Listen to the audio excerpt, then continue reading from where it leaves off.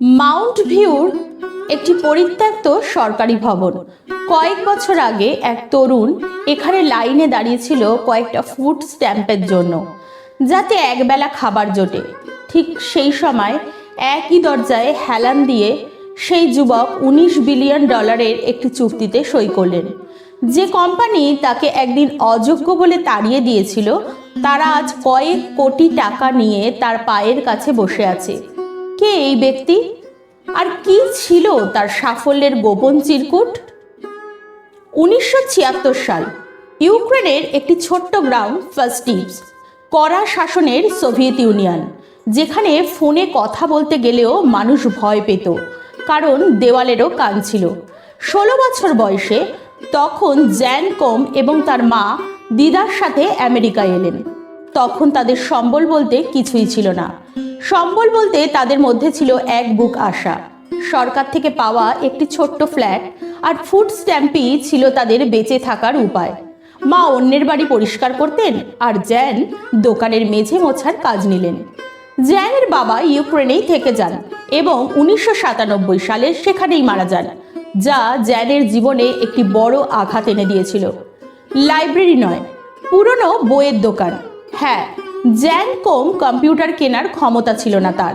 তিনি পুরনো বইয়ের দোকান থেকে নেটওয়ার্কিংয়ের ম্যানুয়াল কিনতেন এবং সেগুলো পড়ে আবার ফেরত দিয়ে টাকা নিয়ে আসতেন। এভাবেই নিজে নিজে শিখলেন প্রোগ্রামিং। এরপর ইয়াহুতে 10 বছর কাজ করার পর 2009 সালে তিনি একটা বড় ধাক্কা খেলেন। তিনি ফেসবুক এবং টুইটার উভয় জায়গাতেই চাকরির আবেদন করেন এবং দুটো কোম্পানি তাকে রিজেক্ট করে দেয়। ফেসবুক রিজেক্ট হওয়ার পর তার পার্টনার ব্রায়ান বলেছিলেন, ফেসবুক আমাকে ফিরিয়ে দিল, জীবনের পরবর্তী অ্যাডভেঞ্চারের অপেক্ষায় আছি।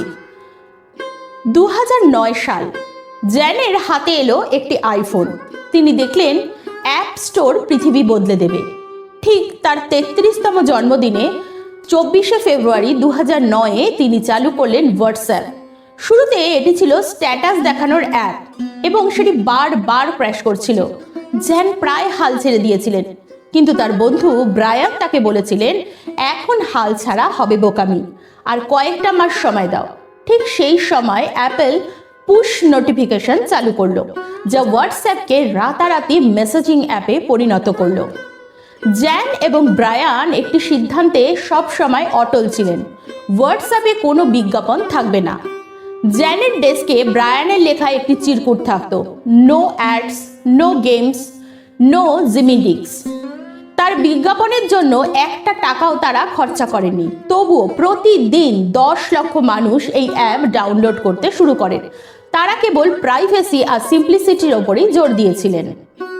ধীরে ধীরে তৈরি হয় মেসেজিং অ্যাপটি, যেটি সারা বিশ্বে ছড়িয়ে পড়ল। 2014 সাল নাগাদ ব্যবহারকারীর সংখ্যা দাঁড়ালো প্রায় 45 কোটি।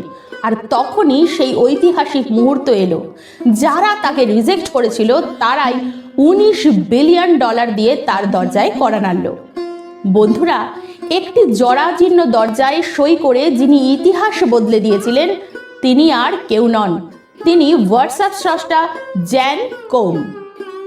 হ্যাঁ, এই লড়াইয়ের নাম হলো জ্যান কোম। তার জীবন আমাদের 3টি বড় বড় কিন্তু শিক্ষা দিয়ে যায়। বন্ধুরা, এই জ্যান কোমের জীবন থেকে আমরা যে সমস্ত শিক্ষা পাই তা হলো, লাইব্রেরির পুরনো বই পড়েও আপনি কিন্তু অনায়াসে বিশ্ব জয় করতেই পারেন।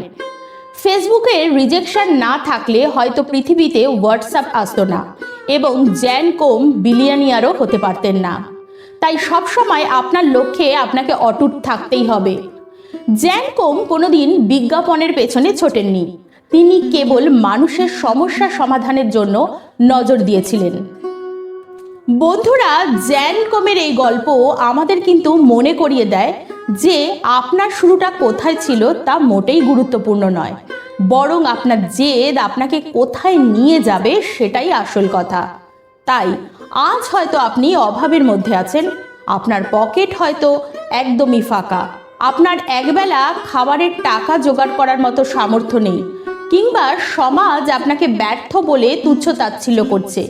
কিন্তু মনে রাখবেন, জ্যান কোম যখন ফুড স্ট্যাম্পের লাইনে দাঁড়িয়ে থাকতেন, তখনও তিনি জানতেন তিনি একদিন ইতিহাস গড়বেন।